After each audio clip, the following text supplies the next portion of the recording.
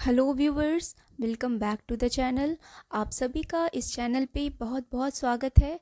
आज हम इस वीडियो के ज़रिए इंग्लिश के कुछ डेली बोले जाने वाले सेंटेंसेस के बारे में जानेंगे, जिन्हें हम अपने डे टू डे लाइफ के कन्वर्सेशन में इम्प्लीमेंट करके अपनी स्पीकिंग स्किल्स को बढ़ा सकते हैं।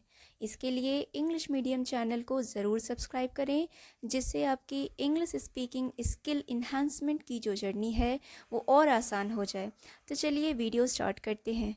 मान लीजिए आपको किसी से कहना है यहाँ कुछ तो गड़बड़ है, और कुछ तो गड़बड़ है। आप इंग्लिश में किसी से ये कहना चाहते हैं कुछ तो गड़बड़ है, तो आप इसे कैसे कहेंगे? आप इसे कहेंगे something is fishy. Something is fishy.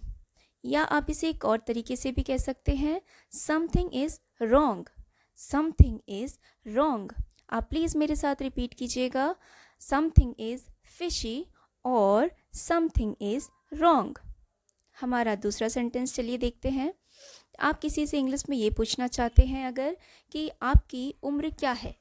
अगर आप किसी से ये पूछना चाहते हैं इंग्लिश में आपकी उम्र क्या है, तो आप उसे किस तरह से पूछेंगे? आप उससे इस तरह से पूछेंगे, how old are you. How old are you. आप उससे इंग्लिश में कैसे पूछेंगे? How old are you. या आप एक और तरीके से भी पूछ सकते हैं, what is your age. What is your age. Okay, हमारे नेक्स्ट सेंटेंस की तरफ देखते हैं। मुझे उल्टा जवाब देना बंद करो।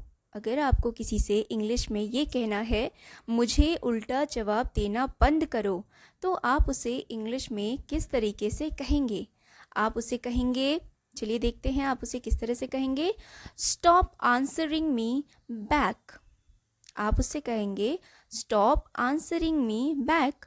या आप एक और तरीके से भी कह सकते हैं, डोंट आंसर मी बैक या don't answer me back. Okay, हमारे नेक्स्ट सेंटेंस की तरफ चलते हैं। आपको अगर इंग्लिश में किसी से ये कहना है, क्या तुम पागल हो गए हो। क्या तुम पागल हो गए हो। अगर आपको इंग्लिश में इसे किसी से पूछना हो या कहना हो क्या तुम पागल हो गए हो, तो आप उसे कैसे कहेंगे इंग्लिश में? हम उसे इस तरह से कहेंगे, have you gone mad. Have you gone mad. ठीक है। और हमारा नेक्स्ट सेंटेंस है, लानत है तुम पर। लानत है तुम पर। तो आप इसे किस तरह से इंग्लिश में किसी से कहेंगे? आपको अगर किसी से इंग्लिश में ये कहना है लानत है तुम पर, तो आप कहेंगे शेम ऑन यू। आप कहेंगे शेम ऑन यू। ओके, चलिए हम नेक्स्ट सेंटेंस की तरफ चलते हैं। हमारा नेक्स्ट सेंटेंस है कि अगर मान लीजिए आपको किसी से ये कहना है कि आप क्या करते हैं, आपको किसी का ऑक्यूपेशन जानना है इंग्लिश में, तो आप उसे किस तरीके से पूछेंगे? आप पूछेंगे आप क्या करते हैं, तो आप पूछेंगे व्हाट डू यू डू।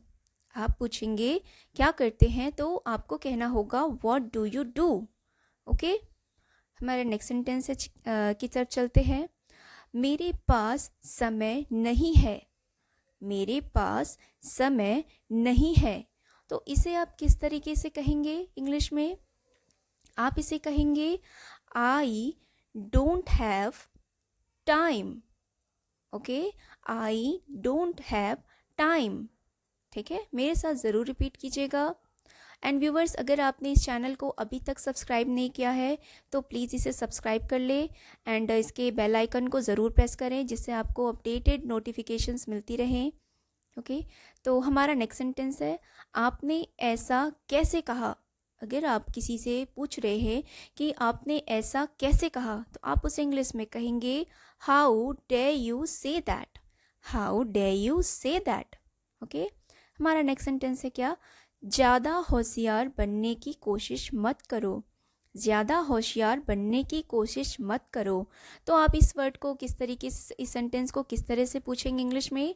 आप कहेंगे डोंट एक्ट टू स्मार्ट।